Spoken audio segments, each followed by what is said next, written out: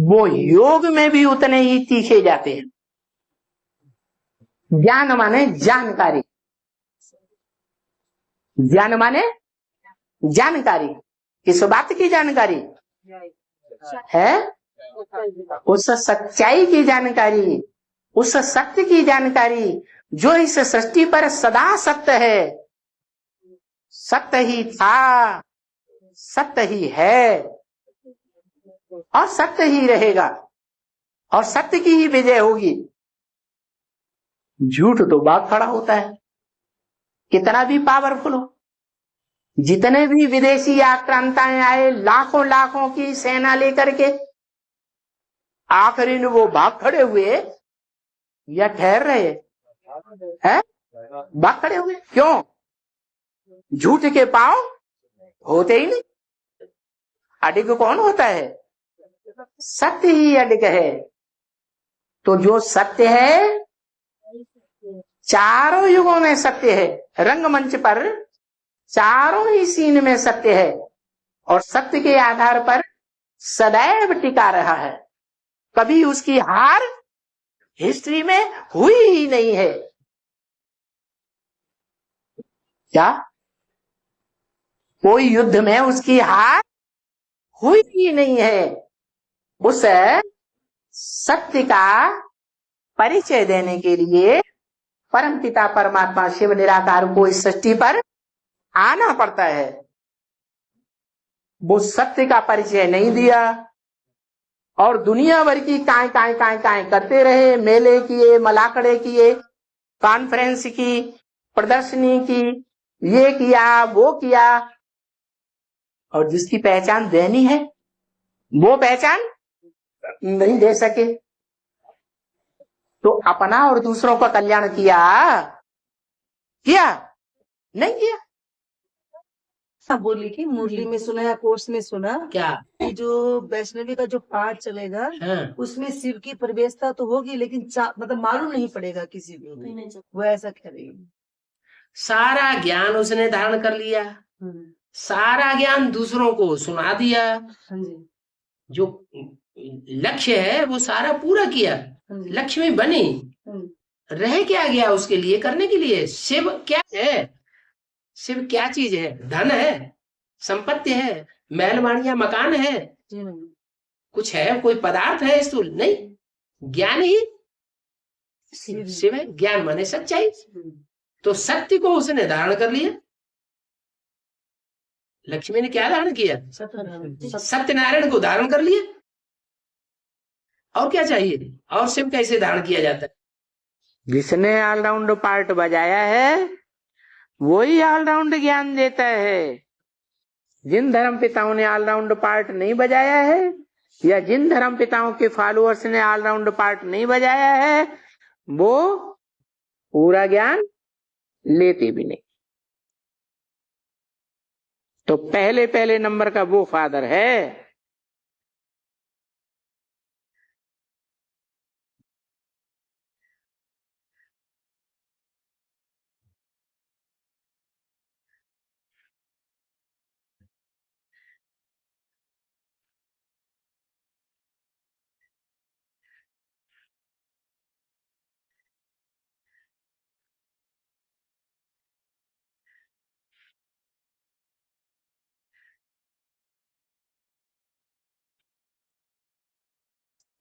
कौन? पहले नंबर का वो फादर है। क्योंकि अगर कहें वो आत्माओं का बाप तो वो तो गिनती में है, गिनती में आता ही नहीं, चक्कर में ही नहीं आता। तो जब चक्कर में ही नहीं आता, गिनती में ही नहीं आता, तो पहले नंबर का, दूसरे नंबर का या बाद वाले नंबर का होने का सवाल पैदा ही नहीं होता। ज्ञान देने वाला 5000 साल इस सृष्टि पर गुप्त रहता है। बल दुनिया भगवान को याद करती है 2500 साल, लेकिन वो फिर भी गुप्त रहता है। गुप्त रहने के बाद जब इस सृष्टि पर आता है कलयुग के अंत में, तो भी गुप्त रहता है। अभी भी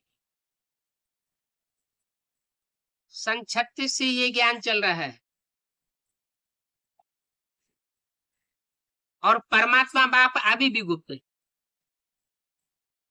अगर गुप्त ना होता तो एक सेकंड में अभी अभी निश्चय और एक सेकंड में अभी अभी अनिश्चय नहीं होता। बच्चे घड़ी घड़ी निश्चय और अनिश्चय में आते रहते हैं। अनिश्चय में क्यों आते हैं? जब इतना विशाल ज्ञान आकर के दे देता है तो अनिश्चय में तो नहीं आना चाहिए, फिर क्यों अनिश्चय में आते? क्योंकि वो गुप्त बाप अपने को अभी भी प्रत्यक्ष नहीं किए। तो देखो वो एक सो जो ज्ञान आता है उस एक को तो बिल्कुल कोई नहीं पहचानते, रिंच कभी नहीं पहचानते हैं। जैसे कि ज्ञान का कभी नाम ही नहीं सुना है। तो ये तो फर्क रखना चाहिए ना बच्ची, कि भक्ति क्या है और ज्ञान क्या है। भक्ति है राम। जब रावण कहते हैं तो रावण को 10 मुख दिखाते हैं ना, है? एक मुख से आवाज करता है कि 10 मुख दिखाए गए। और ज्ञान एक राम बाप, जो सब मनुष्य मात्र का बाप, उसे एक के द्वारा ज्ञान आता है। जो गीता में लिखा है, नहीं ज्ञान सदृशम पवित्रम में ही विद्यते। या पवित्रता की ताकत से ही सारी दुनिया चलती है, और ज्ञान की पवित्रता एक से आती, एक से ज्ञान आता है। जो इस सृष्टि में ऊंचे ऊंचे पार्टधारी है, हीरो पार्टधारी, आदम, एडम, मूर्तिमान शंकर, तो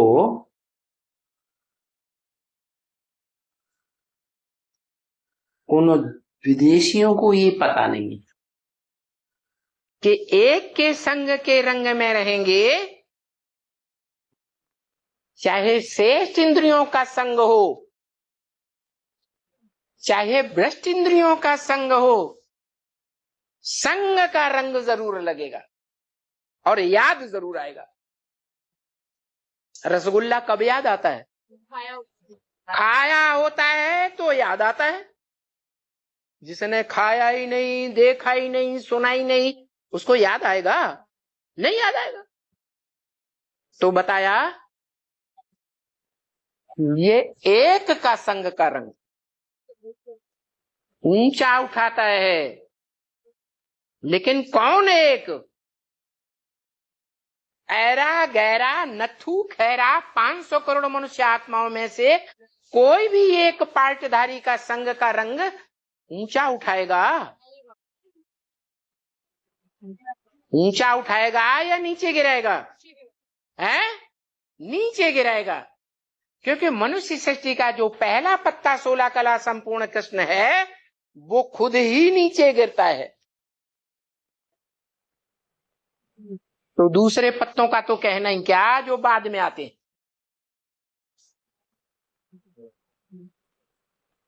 तो मनुष्य सृष्टि वृक्ष के उस ऊंचे से ऊंचे पार्टधारी बीज को पहचानने की बात है। और वो बीज की पहचान कौन देगा? है? कौन पहचान देगा? वो स्वयं देता है? वो स्वयं अपनी पहचान देता है। कौन देगा? वो स्वयं देगा अपनी पहचान। बाप ही क्या कर? शिव बाप पहचान नहीं देता है? शिव बाप पहचान देता है। कितने साल हो गए पहचान लेते लेते? अरे बताओ, शिव बाप ने ब्रह्मा के तन में प्रवेश हो करके जो ब्रह्म वाक्य बोले, वो सुनते सुनते पढ़ते पढ़ते कितने साल हो गए? 80 साल हो गए। परमानेंट कोई ने बाप को पहचाना? है? आज पहचानते हैं, कला निश्चय बुद्धि मृत्यु को पाते हैं। बाबा ने तो यही डायरेक्शन दिया है, तुम ऐसे ही समझो कि इसमें सदैव ही शिव बाबा है। सदैव ही शिव बाबा समझेंगे तो तुमको फायदा होगा। अरे यही तो जवाब दिया बाबा ने, यही तो मुरली में कहा, तुम सदैव समझो इसमें शिव बाबा है। इसका मतलब तुम आदी हो चुके, फिर भी प्रश्न पैदा होता है। बाबा ने डायरेक्शन मुरली में दे दिया, श्रीमत दे दी, तुम सदैव यही समझो शिव बाबा है इसमें, फिर भी प्रश्न पैदा होता है। नहीं, सवाल है ना, जब तक यहाँ पर जो सरकार स्थापना है तब तक शिव बाबा नहीं जाएंगे ना सुप्रीम कोर्ट। तो अभी तो यही मत्स्य जाते होंगे, फिर परम धाम तो नहीं जाते है ना। जब बाबा ने तुमको डायरेक्शन दे दिया कि तुम्हारा भला इसी में है कि तुम यही समझो कि शिव बाबा इसमें सदैव मौजूद है, उसमें तुम्हारी भलाई है, नहीं तो नुकसान हो जाएगा। कभी समझेंगे इसमें है शिव बाबा, कभी समझेंगे नहीं है। तुम्हें जो बात अच्छी लगी वो तो तुम मान लोगे श्रीमत, जो अच्छी नहीं लगी इसमें शिव बाबा नहीं है, हम नहीं मानेंगे। तो नुकसान होगा या फायदा होगा? कभी शिव बाबा है तो मानेंगे, जब समझेंगे शिव बाबा नहीं है, हमारे अनुकूल बात नहीं बोली, ये शिव बाबा की बात नहीं हो, शिव बाबा चला गया है? अच्छा वायुमंडल बनाना, बुरा वायुमंडल बनाना, ये मनुष्यों का काम है। जो शास्त्रों में विख्यात है कि ऋषियों मुनियों के आश्रमों में शेर और बकरी एक घाट पानी पीते थे, ऐसा ऋषियों मुनियों का पवित्र वाइब्रेशन था। कहाँ की बात है? अभी संगम युग में ऐसी दुनिया तैयार होने वाली है। मन के वाइब्रेशन के आधार पर हम बच्चे ही ऐसे योगी बनेंगे, एक के साथ योग लगाने वाले, जो निराकार बाप का साकार बड़ा रूप है।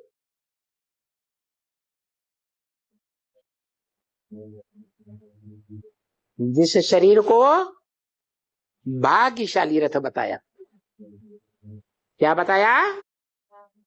भाग्यशाली आत्मा ही बनती है, दुर्भाग्यशाली आत्मा ही बनती है। और भाई ये है भाग्यशाली रथ। क्या बताया? दुर्भाग्यशाली आत्मा बनती है कुसंग से, और सत्संग से आत्मा बनती है भाग्यशाली। सत्य को पहचानो, जो गीता में लिखा है, इस सृष्टि पर सत्य का कभी अभाव नहीं हो सकता। सत्य आज भी है, पहले भी था और कल भी रहेगा। सत्य का कभी लोप नहीं होता। ना सते विद्यते भावो, ना भावो विद्यते सतः। तो पक्का करो, इस दुनिया में वो सत्य कौन है जो इस सृष्टि पर सदा काल मौजूद रहता है, जिसे गॉड इज वन कहा जाता है, ट्रुथ इज गॉड कहा जाता है, सत्य को ही भगवान कहा जाता है, सत्यम शिवम सुंदरम कहा जाता है।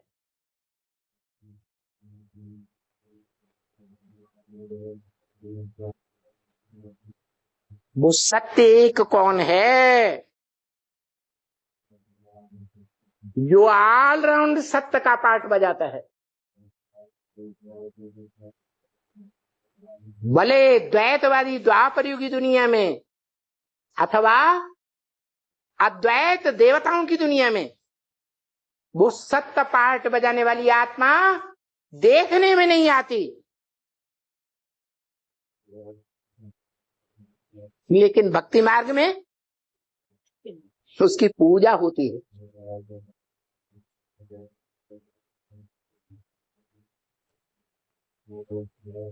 सीढ़ी के चित्र में देखो, कृष्ण की आत्मा 16 कला संपूर्ण द्वापर के आदि में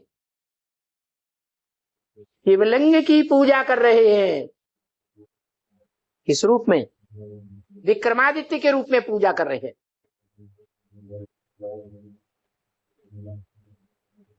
विक्रमादित्य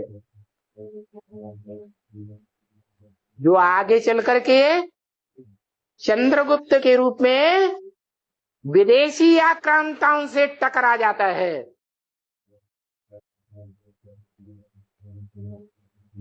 वो विदेशी आक्रांताएं हिंसक रास्ता अपनाते हैं या अहिंसक रास्ता अपनाते हैं? है देहधारी धर्म पिताओं के द्वारा सिखाया हुआ हिंसक मार्ग अपनाते हैं या अहिंसक मार्ग अपनाते हैं? हिंसक रास्ता अपनाते हैं और आक्रामक बनकर के भारत को तहस नहस करने का संकल्प लेकर आते हैं। फिर रिजल्ट क्या होता है? वो झूठा रास्ता अपनाते हैं और भारत में वो ही चंद्रगुप्त बन करके उनका मुकाबला करके उन्हें भगा देता है। ठहरने देता है या भगा देता है? भगा देता है। कौन भागता है? सत्य भागता है या झूठ भागता है? कहते हैं झूठ को पांव नहीं होते हैं, झूठ भाग खड़ा होता है और सत्य अड़िग रहता है। तो वो आत्माएं दुनिया में कोई नहीं जानता कि जो भारत में पार्ट बजाती रही, विदेशों ने भी रह करके पार्ट बजाया। जहां भी पार्ट बजाया हीरो के रूप में पार्ट बजाया। कभी भी किसी के सामने झुके नहीं। ऐसी सत्य आत्मा जिसका शास्त्र में गायन है कि एक ही नारायण है, जिसकी जिंदगी में कभी भी हार नहीं हुई, सदा विजय हुई या हार हुई? सदा विजय। संगम युग में, संगम युग में भी और ब्रैड ड्रामा में भी सदा विजय। हाँ, उससे भी बड़ा कोई दादा है? कौन? शंकर। भक्ति मार्ग में नाम दिया है शंकर, लेकिन वास्तव में वो शंकर तो पुरुषार्थी है। याद करता है कि नहीं? तो जरूर किसी को याद करता है। तो जिसको याद करता है वो स्वरूप क्या है?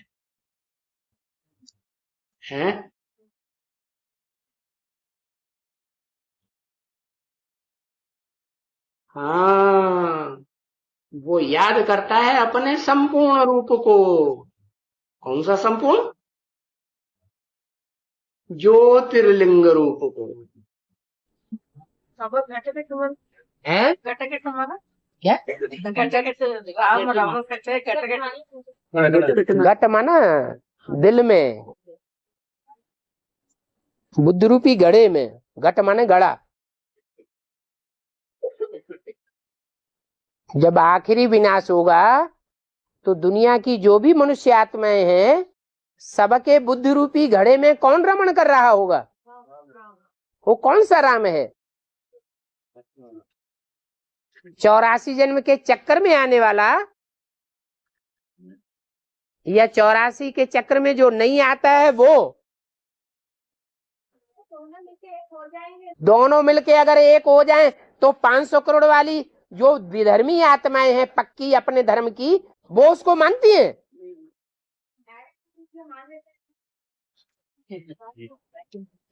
एडम के रूप में मानते हैं, लेकिन फिर भी कहते हैं आदम को खुदा मत कहो।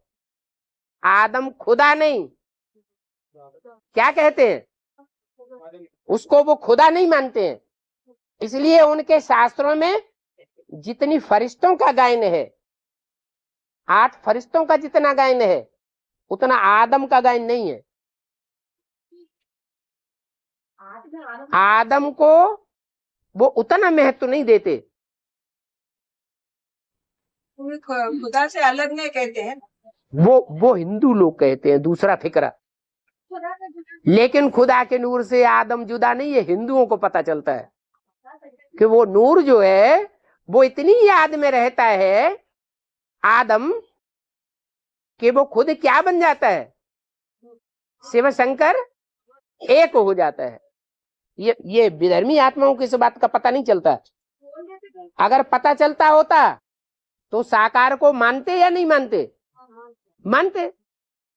लेकिन दूसरे धर्म की आत्माएं साकार को नहीं मानती हैं।